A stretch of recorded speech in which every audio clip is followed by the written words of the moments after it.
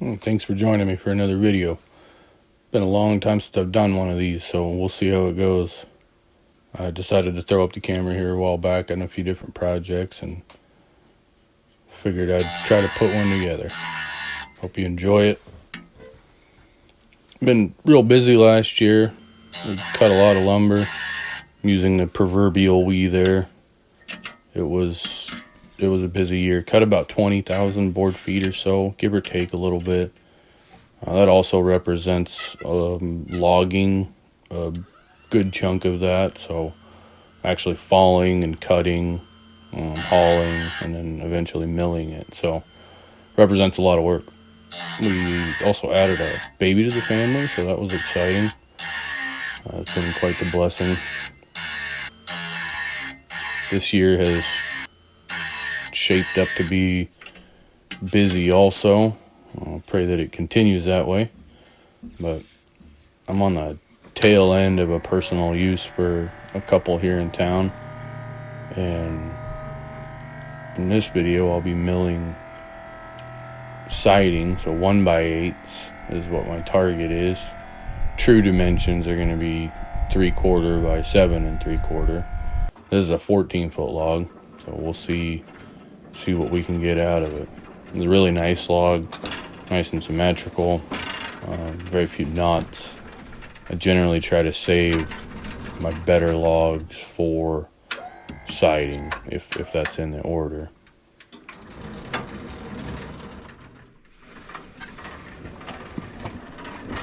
As I open this up, I'll grab, what 1x I can out of the top of it, out of the taper anyways. The 1x4s, 1x6s, whatever the log will allow. I prefer 6 foot or longer, up to 8 foot usually. I don't mess with much shorter than that. So we'll open this up, and then once we get into the true 1x8s, it'll speed up a little bit anyways. Again, thank you for watching, and we'll catch you here in a minute.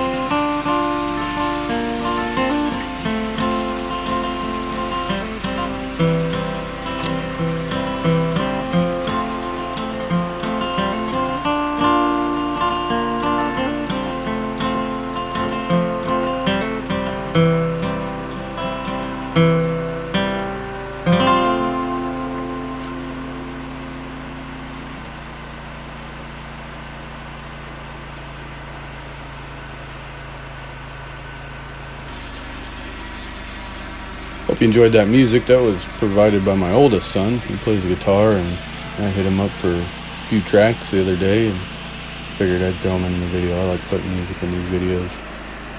So if you like that, I'll put a link to his YouTube channel. He's got some covers and some of his own original stuff on there, and Give that a like and a subscribe, and go watch his stuff too. It's really good.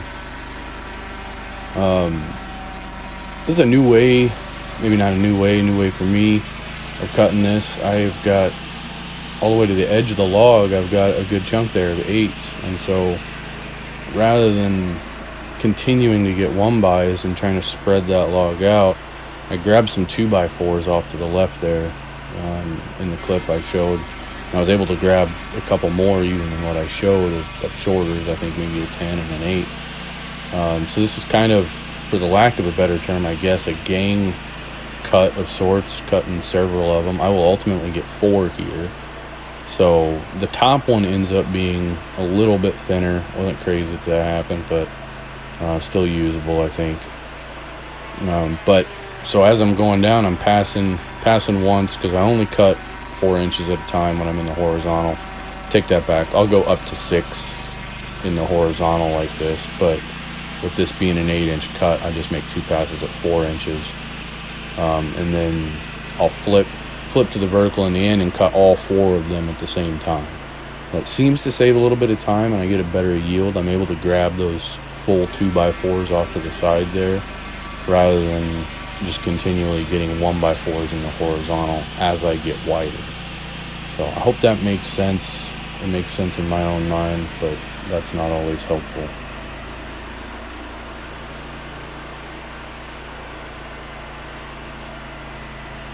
You can probably see that slash pile in the background. It's getting rather hefty. Not found a good way to manage that quite yet. I cut a bunch of it up last year for firewood for my own home, and have been burning it. But I filled up my woodshed rather quickly with it. So I've offered it to some in the community, and some have taken me up on it. Outside of that, I think that's every sawmiller's issue is sawdust and slash pile. So I don't know. I've got to figure out something to do with that. I'd like to throw it through a chipper. It would be nice, but we'll see if that develops or not.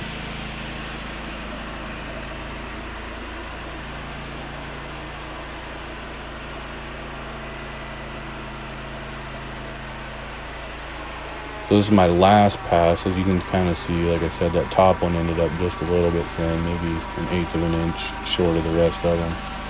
So then I'll drop back down to my original height. Height.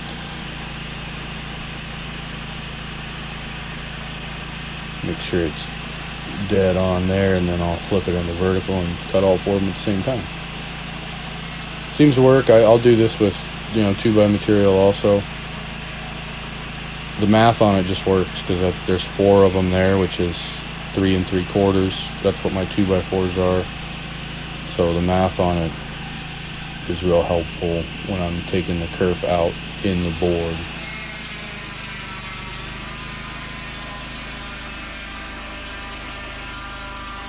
These are beautiful boards. Oh, this whole tree was really nice. I can't remember what I got out of this. I think 30, maybe a little bit more than that, maybe 35 out of this log, 1x8s. Just beautiful stuff. Really, it would be great for siding.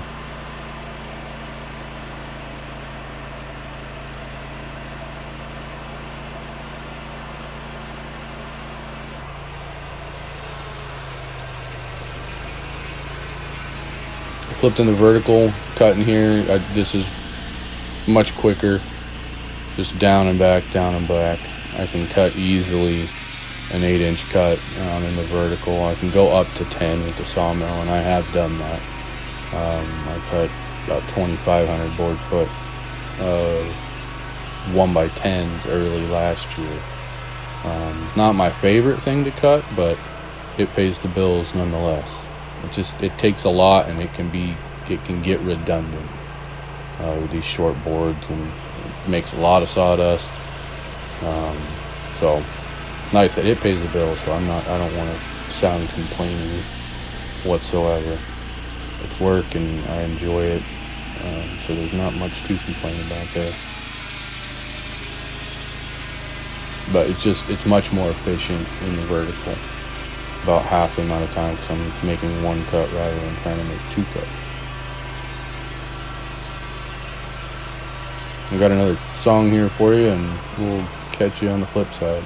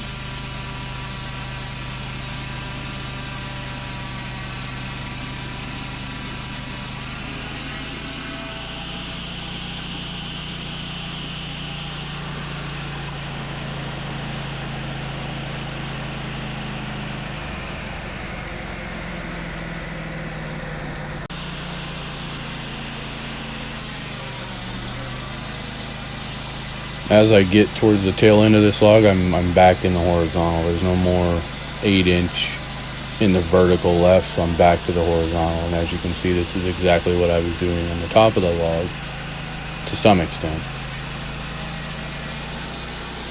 So 2 passes, 4-inch, 4-inch, and then in the vertical to get the 1x8. So, and I'm able to get 16, 20 inches roughly for quite a while. So get 2 1x8s and then some 1x4s off the edge.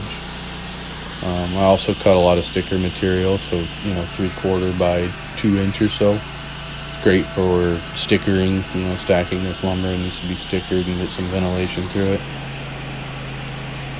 So I don't really pass up that opportunity too often when I can get something like that out of it also. Especially on a log like this, 3/4 by 2 would be good for trim here or there. So they can use that. I will generally bill that as just a bulk charge. I don't go through and count every 1x2 that I cut. I will toss all my stuff that has some weight on the ends of it and all my sticker material or short chunks that aren't quite 8 foot and make just a bulk price on that.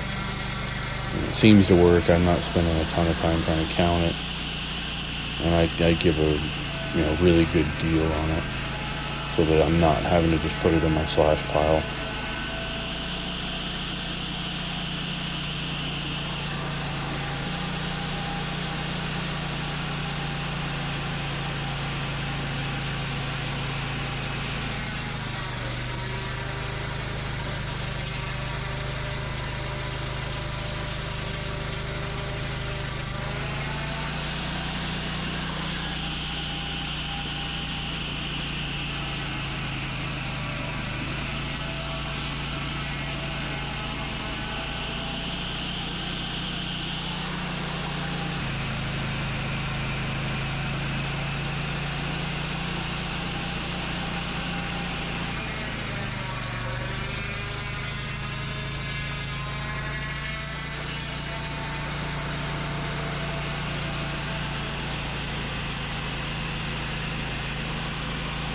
The way this personal use works is you have to be an Alaska resident over the age of 18.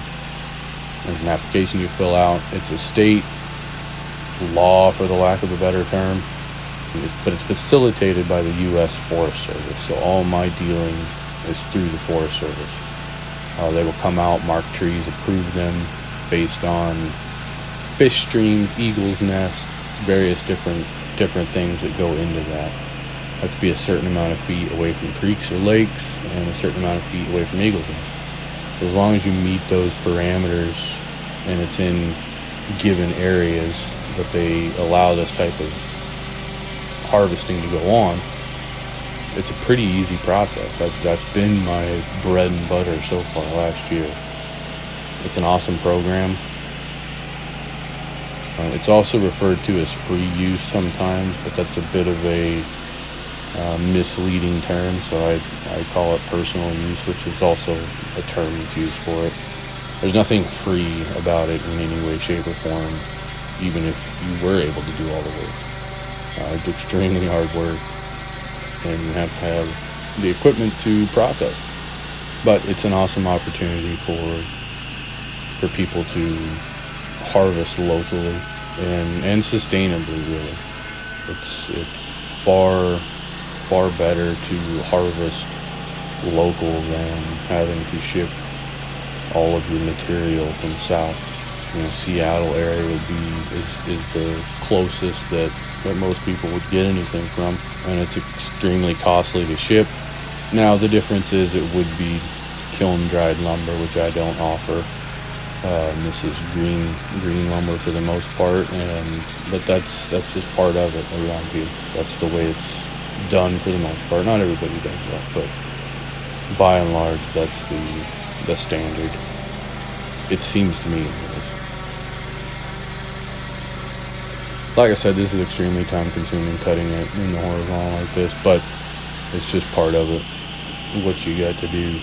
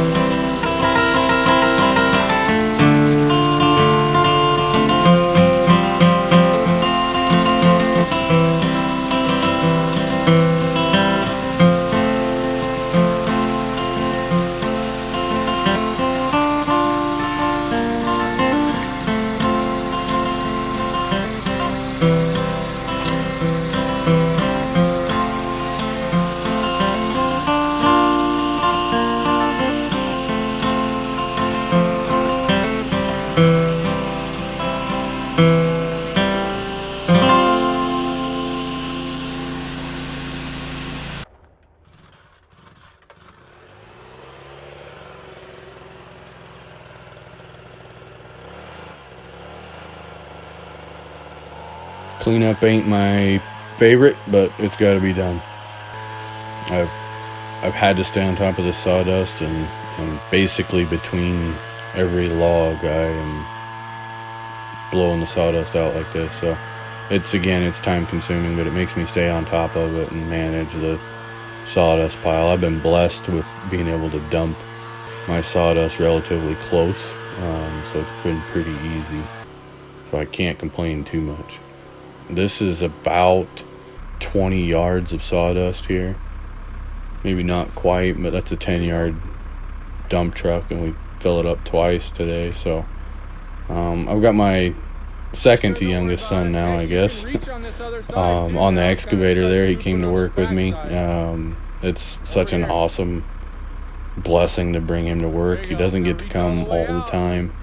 He's still got schoolwork and stuff to do at home, but I will occasionally bring him out to the mill, pull boards for me, or I think he enjoys running the excavator a little bit better, but it's fun. I'm able to still do stuff around the mill there. I'm moving, random piles of lumber here or there, picking up or cleaning up, and he's able to play in the sandbox, or the sawdust box, I guess. But it's such an awesome opportunity. I love doing this, and it's a lot of fun. I can't imagine there's a ton of kids that get to do this out there, so it's a blessing, and I'm sure someday he'll look back at this and remember these times fondly, and well, by golly, there's video evidence of it, so maybe he'll enjoy it, maybe he won't. We had a lot of fun cleaning up. This was the next day. It's kind of crappy outside. It was also windy, so we almost didn't even do it because the sawdust was just blowing around like crazy. But we'll load it up in the dump truck and take it and get rid of it, and on for the next batch. I really appreciate you guys watching this video. If you stayed in here this long, then this was a bit of a long one, but I really enjoyed it, and I really appreciate you guys that do make it this far. It shows you guys are at least enjoying what's out here. I know these aren't the best quality, but I enjoy making them. It's been a long time since I've had the opportunity to. As I got better and as I get better sawmilling or being a sawyer, then there's a little more free time here or there. There's always things to do around the mill, but throwing up a camera is a little bit easier and not so overwhelming as it was. This is a beautiful little town that we've got here, and I love to be a part of it and grow it for its future, whatever small way that I can be a part of that. So, not sure when I'll have another one up, but you guys will be the first to know if you guys subscribe and like the video. Does a ton and puts it out there. If you guys got any questions or comments, just throw them down below, and I'll get to them as they come in. Thanks for watching.